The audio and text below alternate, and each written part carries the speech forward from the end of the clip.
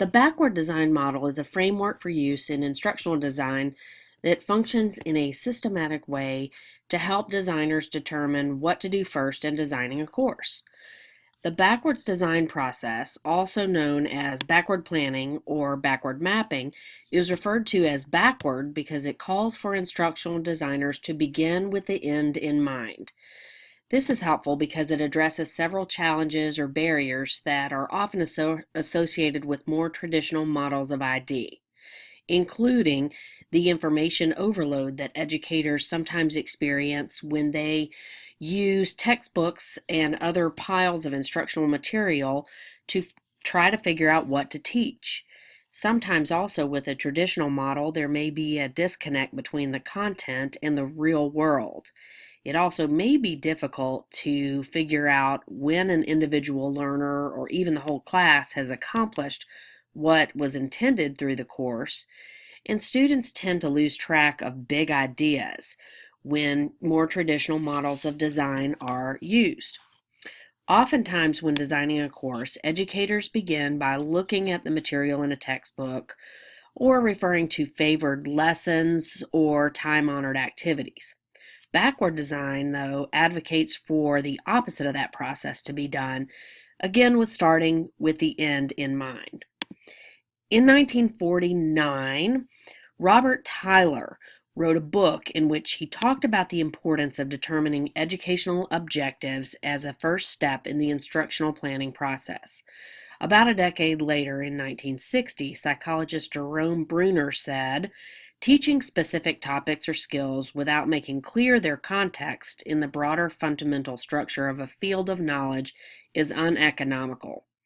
I think that maybe was a nice way of saying approaching an educational unit without knowing specifically where you want the learners to end up is not the best way to approach teaching. While both of these men used similar language in describing the process that later became known as backward design, neither used the term to name that approach. That came later in 1993 when these two guys, Grant Wiggins and Jay McTighe, co-wrote a book called Understanding by Design, in which they coined the term backwards design and outlined a three-step process to the process of backward design.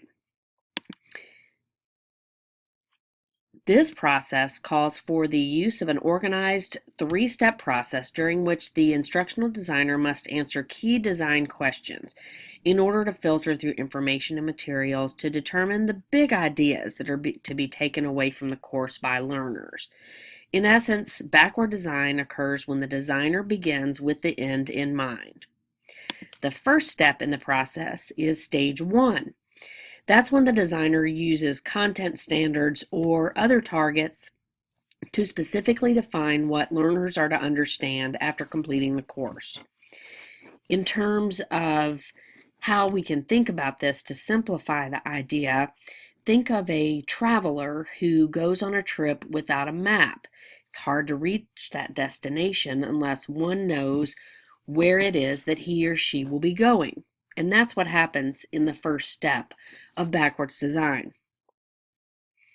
The guiding question of what's worthy and requiring of understanding is asked at this point in the process to encourage strategic decision making, and curriculum priorities are established as material is narrowed down from something that's worth being familiar with to some importance and stress being placed on it, to finally being essential as something that needs to have an enduring understanding by the learners. The next step in the process of backwards design is stage two, determining an acceptable evidence. This is the point in the process at which assessments are developed, which is a difference in many other models of instructional design. The third step is stage three. In this final phase, the learning activities and instructional methods are determined and planned as the designer considers what will lead the learners to the desired result.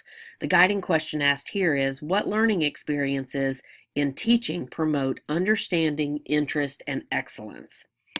As compared to more traditional instructional design models, the backward design model has a distinct sequence that runs counter-directionally to other approaches. In conclusion, the backwards design approach to course and curricular planning serves as a tool and a set of design standards that encourage practical, step-by-step thinking in the process of instructional design.